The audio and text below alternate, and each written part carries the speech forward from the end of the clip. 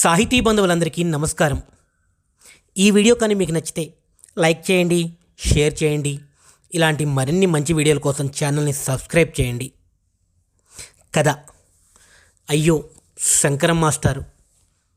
రచన బద్రిరాజు తడవర్తి. ఊరి చివర ఉన్న రామకృష్ణ రైస్ మిల్ పక్క సందులో నుండి ఎడమ పక్కకు తిరిగితే గోపాలం హోటల్ ఉంటుంది. దాని పక్కనే ఒక ఎస్బీఐ ఏటీఎం ఉంది. ఏటీఎం తలుపుకున్న అద్దం సగం పగిలి లోపల ఉన్న ఏసీ చల్లదనం బయటికి పోతూ ఉంది. ఎండాకాలంలో కొన్ని వీధి కుక్కలు ఈ ఏటీఎం లోపల పడుకుని ఉంటాయి. ఈ ఏటీఎం పక్కనే ఉన్న ఖాళీ స్థలంలో ఈ మధ్యనే గోపాలరావు పాత వస్తువులు, పేపర్లు, పాత పుస్తకాలు కొనే షాపు ఓపెన్ చేశాడు. 60 ఏళ్ల వయసు ఉన్న గోపాలరావు తన షాపులో సహాయపడడానికి సూర్యం అనే ఒక 15 ఏళ్ల కుర్రాడిని పెట్టుకున్నాడు. తండ్రి చిన్నప్పుడే పోయిన సూర్యం కుటుంబం గడవడం కోసం చిన్నప్పటి నుండే రకరకాల పనులు చేస్తూ ఉండేవాడు. ఎప్పుడూ చలాకీగా ఉండే సూర్యం ప్రతిరోజు ఉదయాన్నే షాపుకు వచ్చి సాయంత్రం ఇంటికి వెళ్ళేవాడు. ఆ షాపులో ఉన్న పాత పుస్తకాలు చూసినప్పుడల్లా తను కూడా చదువుకుంటే బాగుండేది అనుకునేవాడు. ఆ షాపులోని పాత పుస్తకాలు తీసుకుని వాటిలో బొమ్మలు చూస్తూ ఉండేవాడు. ఎవరైనా చదువుకున్న వాళ్ళు వస్తే తనకు నచ్చిన పుస్తకం ఇచ్చి అందులో ఏముందో చదివి చెప్పమని అడిగేవాడు. వేట్లపాలెం స్కూల్లో తెలుగు మాస్టారుగా పనిచేసే శంకరం మాస్టారు చాలా మంచివారని పేరుంది. ఆయన భార్య కొన్నేళ్ల క్రితం విజయనగరం దగ్గర జరిగిన కోరమండల్ రైలు ప్రమాదంలో చనిపోయింది. శంకరం మాస్టారుకు 10వ తరగతి చదువుతున్న కూతురు ఉంది. కూతురు అంటే మాస్టారుకు ప్రాణం. అల్లారు ముద్దుగా పెంచుకున్నారు. తన తల్లి పేరు మహాలక్ష్మి అని పెట్టుకున్నారు కూతురుకు. ఓ రోజు ఆ షాపుకు వచ్చిన శంకరం మాస్టారు సూర్యంకి చదువు మీద ఉన్న ఆసక్తి చూసి ప్రతిరోజు పని అయిపోయాక 1 గంట మా ఇంటికి వచ్చి చదువు నేర్చుకో అని చెప్పారు. అక్కడి నుండి ప్రతిరోజు శంకరం మాస్టర్ ఇంటికి వెళ్తున్న సూర్యం చదువు నేర్చుకుంటూ ఉన్నాడు. అప్పుడప్పుడు శంకరం మాస్టారు స్కూలు నుండి రావడం లేట్ అయినా ఆయన ఎక్కడికైనా వెళ్ళినా మహాలక్ష్మి సూర్యానికి పాఠాలు చెప్తూ ఉండేది.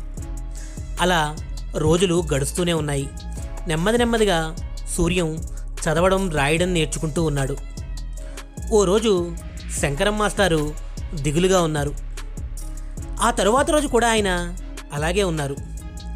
ఎప్పుడూ ఆయన అలా ఉండడం చూడని సూర్యానికి ఎందుకు అలా ఉన్నారో తెలుసుకుందామని మహాలక్ష్మిని అడిగాడు. తనకు తెలియదు అని చెప్పిన మహాలక్ష్మి సూర్యం ఉండగానే ఏమైంది నాన్న, ఎందుకలా ఉన్నారు అని అడిగింది. కాసేపు మాట్లాడకుండా ఉన్న శంకరం మాస్టారు ఆ తరువాత సూర్యం కేసి చూసి నీ జీవితంలో ఎప్పుడూ ఎలాంటి తప్పు చేయకరా అని అన్నారు. ఏమీ అర్థం కాని సూర్యం ఏమైంది మాస్టారు అని శంకరం మాస్టర్ మొహం కేసి చూశాడు. ఆయన ఏమి చెప్తారా అని. మన జీవితంలో నమ్మిన వాళ్ళని ఎప్పుడూ మోసం చేయకూడదురా సూర్యం అన్నారు భారంగా నిట్టూరుస్తూ. ఏమీ అర్థం కాని సూర్యం ఏమైంది మాస్టారు అని అడిగాడు మెల్లగా. నేను ఏదైనా తప్పు చేశానా అండి అని. తప్పు నువ్వు చేయలేదురా, నేనే చేశాను అన్నారు శంకరం మాస్టారు. మీరు తప్పు చేయడం ఏంటి మాస్టారు, మీరు వీలైతే సహాయం చేస్తారు. ఈ ఊళ్ళో మీకు ఎంత మంచి పేరుందో తెలుసు కదా అన్నాడు సూర్యం. సూర్యం మాటలను మధ్యలోనే ఆపుతూ శంకరం మాస్టారు నేను చేసిన తప్పు తెలియాలంటే ఈ కథ విను, నేను చేసిన తప్పు తెలుస్తుంది అని చెప్పడం ప్రారంభించారు. పక్క ఊళ్ళో శ్రీనివాసాచారని నాకు బాగా తెలిసిన వ్యక్తి ఉండేవాడు. బంగారు ఆభరణాలు చేస్తూ ఉండేవాడు. అతనికి భార్య, 10వ తరగతి చదువుతున్న కూతురు కూడా ఉన్నారు. శ్రీనివాసాచారి మంచి మాటకారి, అలాగే చాలా నైపుణ్యంతో ఆభరణాలు చేసేవాడు. చాలా తక్కువ కాలంలోనే చుట్టుపక్కల గ్రామాలలో మంచి పేరు సంపాదించుకున్నాడు. ఎవరికి బంగారు ఆభరణాలు కావాలన్నా ఇతని దగ్గరే చేయించుకునేవారు.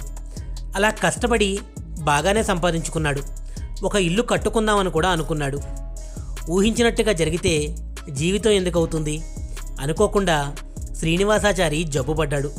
కాళ్ళల్లో నీళ్లు పట్టి బాగా ఉబ్బిపోయేవి. చుట్టూ ఉన్నవాళ్ళు దిష్టి తగిలింది అన్నారు. దూరపు చుట్టాలు చేతబడి అన్నారు. ఉండూరు అనే ఊళ్ళో మంత్రగాడు ఉంటే తీసుకెళ్ళి పూజలు చేయించారు. అన్నవరంలో దేవుడికి మొక్కుకున్నారు. కానీ జబ్బు తగ్గలేదు. చివరికి ఒకరోజు కాకినాడ భానుగుడి జంక్షన్ దగ్గర ఉండే కళ్యాణి హాస్పిటల్లో చూపిస్తే ఒక కిడ్నీ పాడైంది అన్నారు. హాస్పిటల్లో వైద్యానికి ఇంతకాలం సంపాదించుకున్న డబ్బులన్నీ అయిపోతున్నాయి. రోజురోజుకు నీరసంగా తయారవుతున్న శ్రీనివాసాచారి ఇంతకు ముందంత బాగా పని చేయలేకపోతున్నాడు. నెమ్మదిగా తన దగ్గరికి జనం రావడం కూడా తగ్గిపోయింది. ఇతని పరిస్థితి చూసి నెల ఆదాయం వచ్చే ఉద్యోగం ఉంటే బాగుంటుందని నేను నాకు తెలిసిన బ్యాంకులో గోల్డ్ వాల్యూయర్గా ఉద్యోగం ఇప్పించాను. బ్యాంకులో గోల్డ్ లోన్ తీసుకోవడానికి తీసుకుని వచ్చే బంగారం నాణ్యత పరిశీలించి బరువు చూసి బ్యాంకు వారికి రిపోర్ట్ ఇవ్వడం ఇతని పని. కాకినాడలో తీసుకుంటున్న వైద్యంతో కొంచెంగా కోలుకుంటున్న శ్రీనివాసాచారి ప్రతిరోజు బ్యాంకుకు వెళ్తూ ఉన్నాడు. కానీ అతనికి కూతురు చదువు పెళ్ళి గురించి బెంగ పట్టుకుంది.